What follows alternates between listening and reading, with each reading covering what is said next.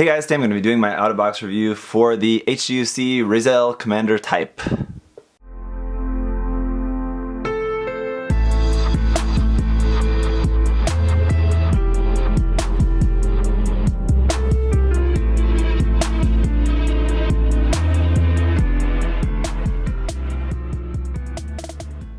So there are a few different versions of the ReZel out in the HG and Master Graded line. This is the first one that I've ever built though, and I gotta say, kind of mixed experience from it.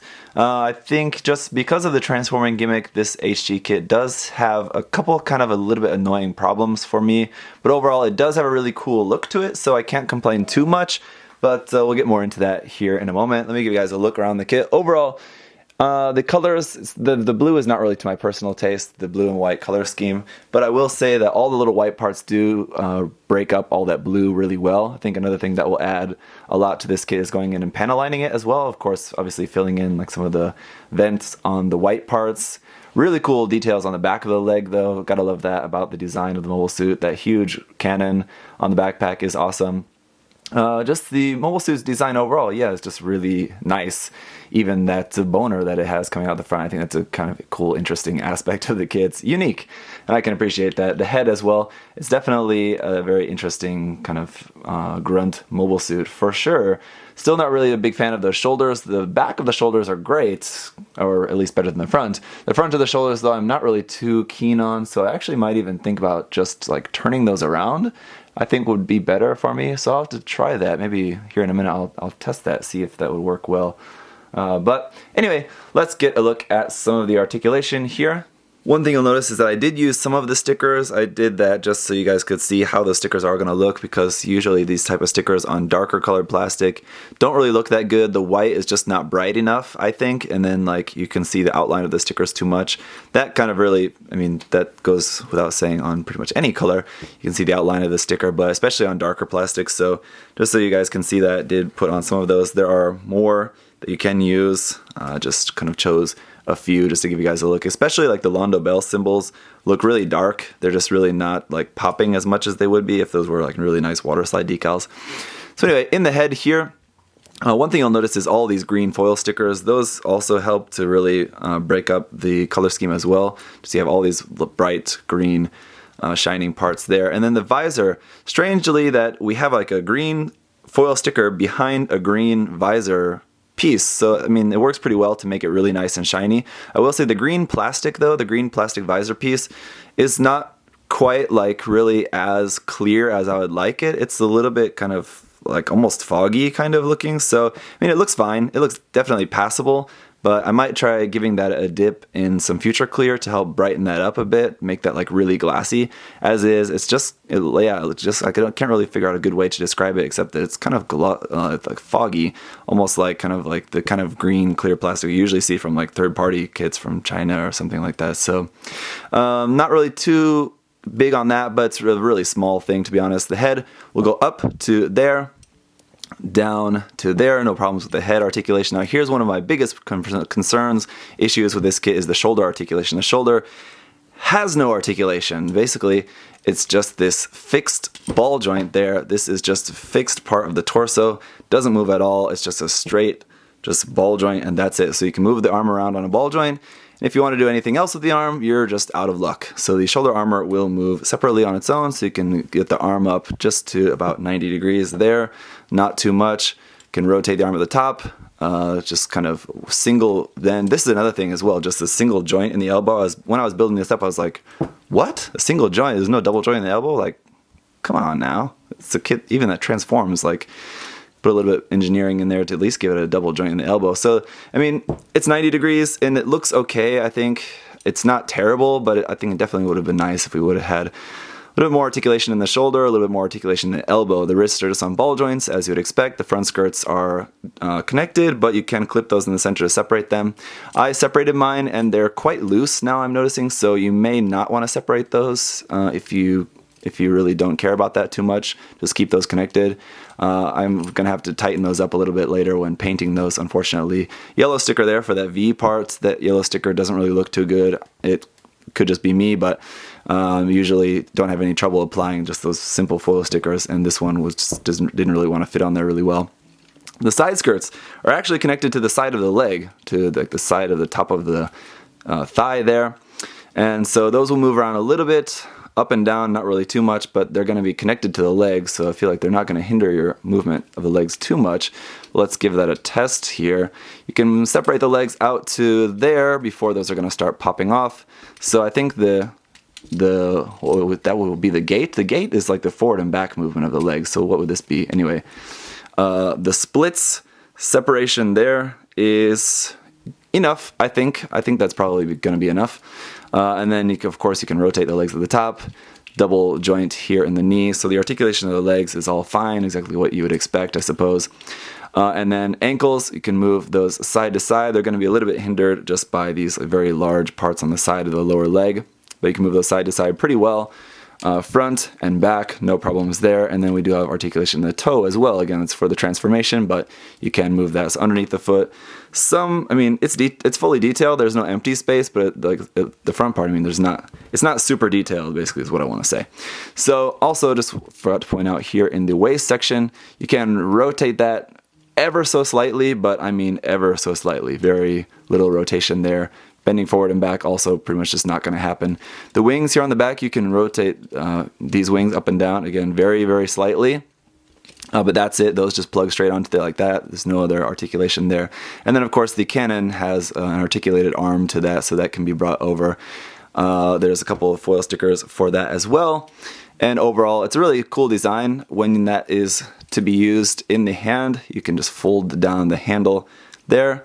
You have to kind of bring this as far as you can forward, up over the front, and it's still just barely is able to get that into the hand. So personally, I think probably what I'll do with mine is just not use that mechanical arm at all and just have this just held in the hand, just like slung over the shoulder. I won't have it actually connected onto the backpack at all, because I feel like this, that mechanical arm should have been just like half a centimeter longer, just like 5 millimeters longer. I think it would have been better. As it is, we do have a separate hand for holding that, but like I said, you can barely fit it in, and you're really limited in like the angle at which you can actually be shooting that. So since we're talking about it, let's talk about the other stuff that you get with this kit. So as I just mentioned, we have this separate holding hand for that, and it has a bent wrist, trigger finger hand, I should say, that is specifically for that gun. We do have 2 beam sabers, so there's nowhere to plug the beam saber handles on the kit, so you just kind of have to keep those separate.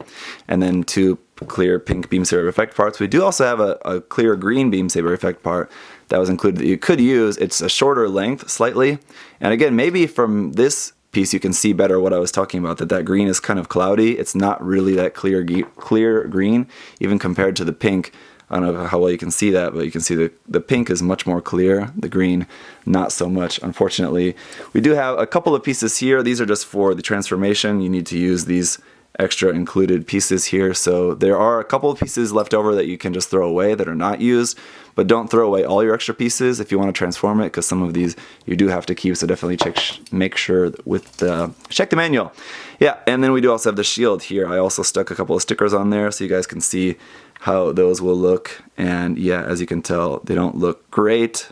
Passable if you're not painting and like you're really a beginner, but I would really suggest getting some water slides for this kit. I'm sure Samuel Decal has some. I'm sure you can probably get some official Bandai ones as well. I believe actually Bandai has that new water slide decal sheet coming out that has these logos on there, so check that out. I know you can get it off HLJ. I didn't pre-order that one, I think, but I pre-ordered some other ones in the new series of water slides Bandai is putting out. But this just plugs onto the arm. You can see a nice little barrel there at the end. You can plug this on either side, but it just plugs onto the back of the arm.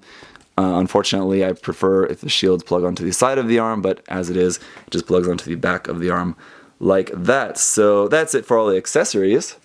And here is what the kit is going to look like when it's transformed. Transformation is relatively simple. Just make sure you follow the manual step by step carefully, and it's really not that complicated. It takes a few minutes, but it feels pretty solid. I think overall it's a pretty nice transformation. I think it definitely doesn't look like a folded up mobile suit like this, so that's pretty cool. I think that's kind of like, is for me at least, a sign of a good transformation, and a lot of the kits like this sort of this type of kit, this type of design, I think did that the transformation pretty well, and especially that huge cannon on there looks pretty cool in its transformed state. Personally, I am still a fan of just the regular mobile suit mode, but if you are one of those people who likes the transforming kits, then I think this is definitely a pretty cool one, so you might want to check this out.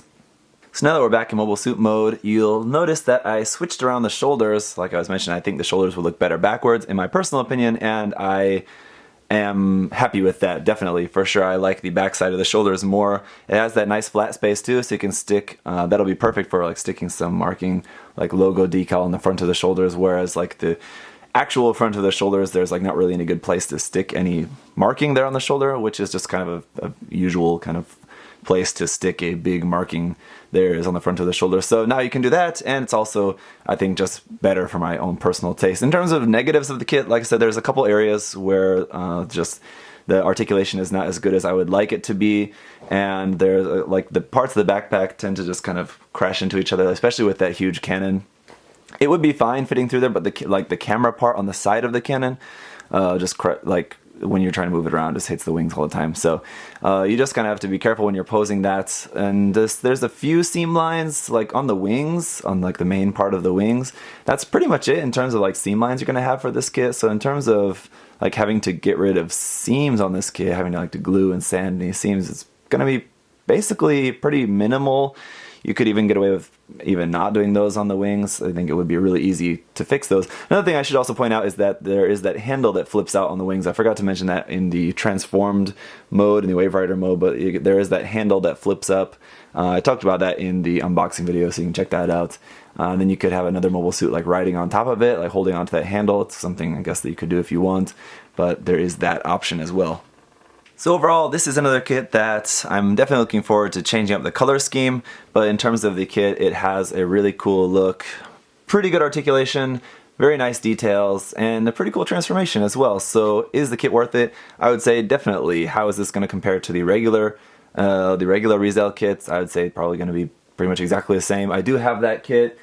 One day whenever I get around to building that, I guess I'll review that kit. I really don't think there would really be too much of a point to reviewing that kit. It's pretty much exactly the same, just minus the cannon, slightly different. But anyway, that review may be coming someday. Other people have asked me like if the backpack parts are interchangeable with other ReZel kits. I would imagine they would be, so I don't know. I haven't tried it for sure, but I'm sure you could probably check that out on Dalong. Probably has that information if you check out his photo reviews of the kits. Or you can find online other reviews. I'm sure somebody else has probably covered that.